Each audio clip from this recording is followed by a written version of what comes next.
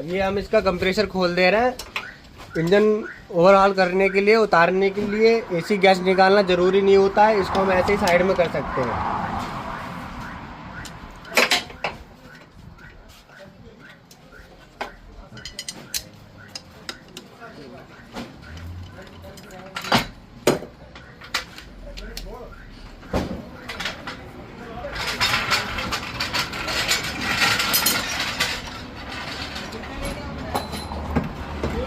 ये कंप्रेसर हमारा बाहर आ गया है।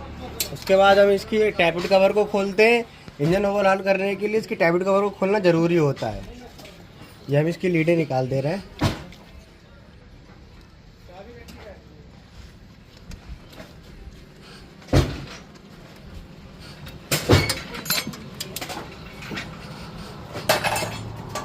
ये हम इसकी टैबिट कवर को खोल रहे हैं। ये देखिए सब कितनी सीलन आ गई है ऑयल की, यहाँ सब देखिए साइड में हर जगह। और इसकी टैबिट कवर को खोलते हैं।